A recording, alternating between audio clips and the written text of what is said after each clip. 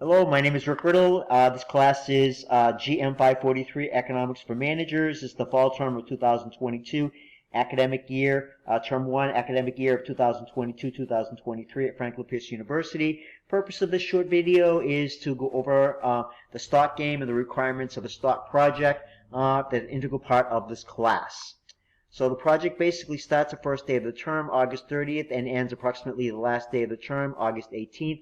What you're going to be doing is you're going to be turning in as your homework for week number 11 in the class a stock project. Now there's also a couple of items that are part of your homework. It's homework items, part of your homework for week number 2, and all of your homework for week number 6. So a little bit of updates on what you've actually done on the project so far.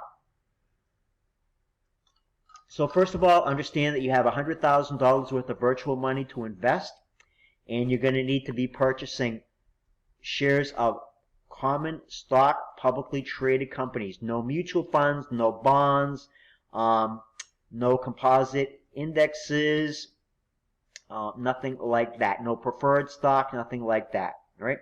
You have to invest basically the full $100,000. Now you can keep a small cash balance, which basically means no more than $1,000 worth of cash, right?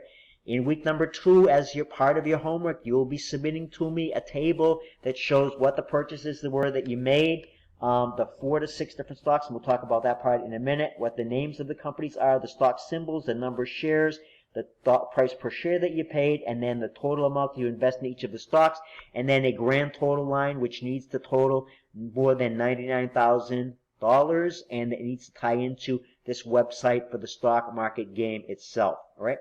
So again, I mentioned that you have to purchase 4 to 6 companies, no more than 6, no less than 4. They need to be in different industries. All right. Different industries meaning that you cannot have 5, for example, defense contractors. You can have 1 food company, food manufacturer. You can have 1 home products manufacturer, 1 computer manufacturer. There's so many different industries that you can have, But most people have something that they like, but some people like to have all their stocks in one specific industry. And the purpose of this class basically is to try to relate what's happening in the economy to the individual stock market, individual economies, individual types of companies that make up the stock market. So you need to have 4 to 6 different companies. Also, you need to have a diversified portfolio so you can see how the economy affects changes in the economy, I should say, affect different types of companies. In that regard, also, that you, even though you have 4 to 6 companies, you can't be overly weighted in one specific company. So a maximum of $33,333 of initial investment or follow-up investment in any one company overall. So if you start out with $30,000 worth of one company, you cannot invest more than $3,333 later on in that company should you sell something else, for example, right? So I mentioned that week number 2, you will be submitting a table that shows what the stocks were that you purchased. I also suggest that during the course of the term that you have a minimum of 2 different sales. Now, you don't have to make any sales if you don't want to. You just need to keep good logical track about why you didn't make any sales. If you make any sales, you need to, within, say, 3 business days, purchase other companies, purchase other stocks with the proceeds of the sales that you made, right? So that you keep less than $1,000 worth of cash pretty much at all times throughout the term. All right. What else?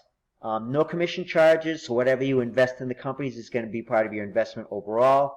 You need to keep notes throughout the course of the term of what happened to the individual companies, what events happened inside the company and outside of each of these individual companies, say the economy as a whole, that affected the stock prices overall.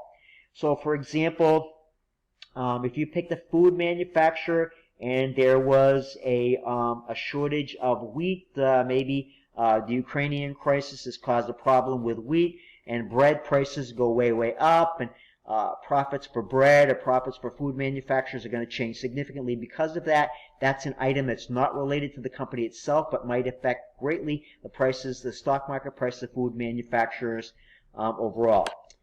Internal items that affect the companies might be a new product, a lawsuit, a change of management, a buyout, anything like that. So you need to be watching. Where do you do the research? Where do you find this information?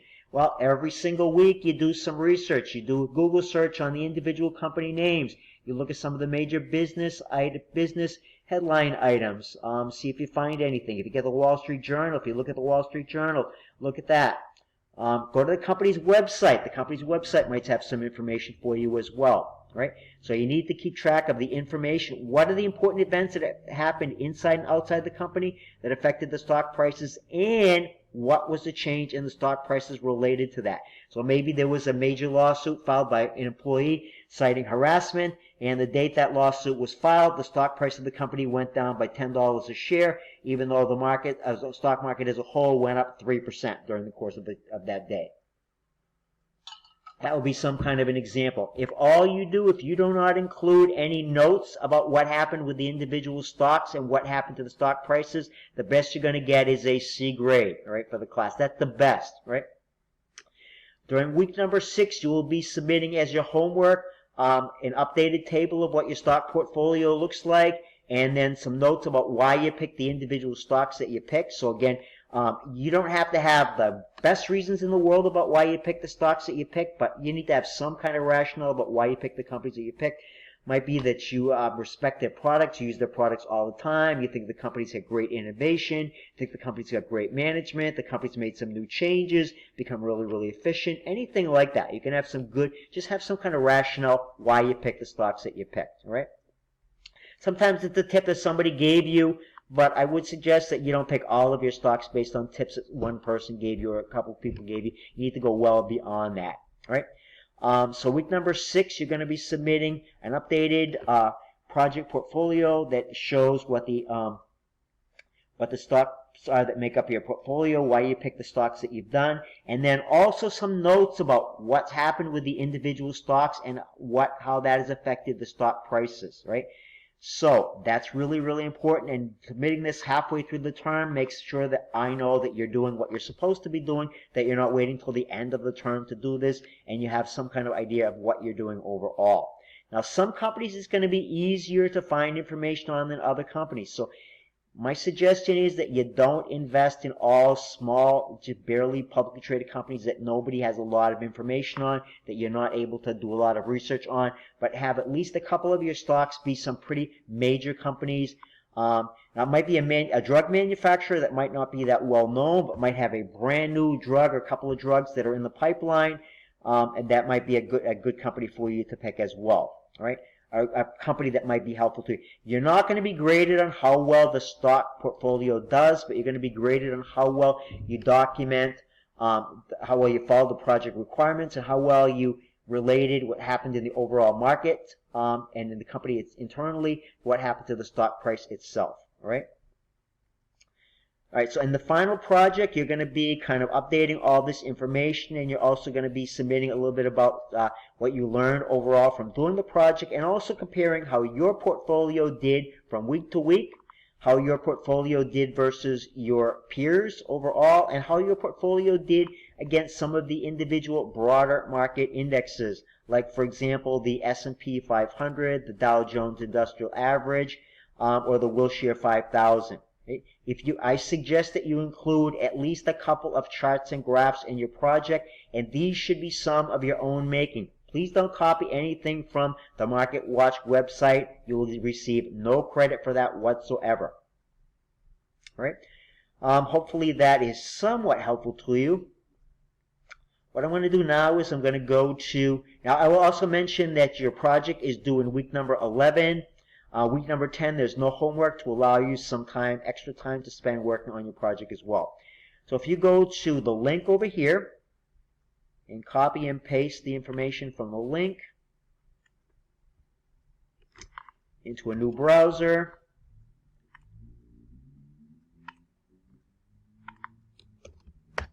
it's going to bring up the Market Watch website for you. For me, I've already registered in the Market Watch website, so I don't need to register. For you, it's going to ask you to join the game.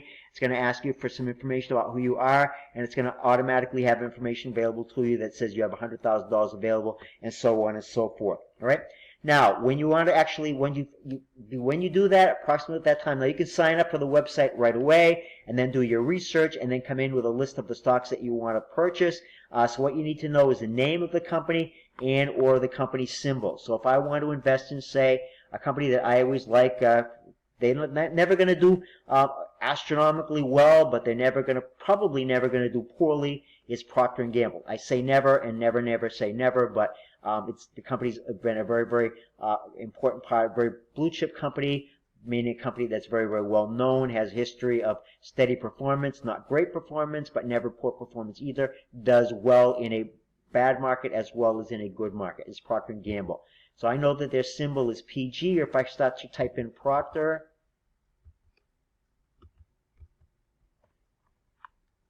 the items in the pick down menu is Procter & Gamble, so I click it, and I could have hit select if I wanted to, but trade now I could have hit it, so I'm going to hit the trade now, and it tells me it's $143.02 per share. Now it's automatically started me at 1 share. If I slide my bar over here, I can pick, like, say 25 shares, and then I'm going to submit my order, and it's going to have my order for 25 shares of Procter & Gamble at $143.02. So you're going to do that until you have 4 to 6 total shares that make up at least $99,000 worth of money.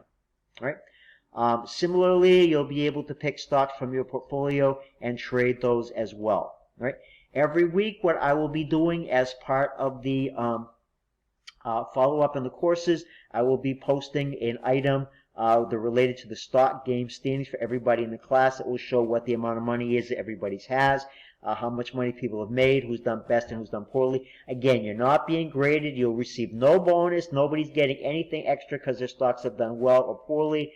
Everybody's at the same point. The person who's lost the most money may be the person who comes up with the highest grade in the class. Certainly there's no bonus or anything. It might be, maybe some people suggest I give a bonus to the person who does the best, but a lot of market investing, a lot of it's just based on luck, and I'm not going to give anybody extra points based on having good luck. All right. Hopefully this has been helpful to everybody, and again, you need to have your initial portfolio done by Wednesday of week number 2. I will be looking and making sure that people have done some of the work by the end of week number 1, sending out reminders. And you will lose points for sure if you have not completed the $99,000 worth of investing by Wednesday of week number 2, and you have to submit a portfolio as part of your homework in week number 2. Thank you very much for listening, and have a great, I look forward to working with you for the rest of the term. Have a great rest of your day.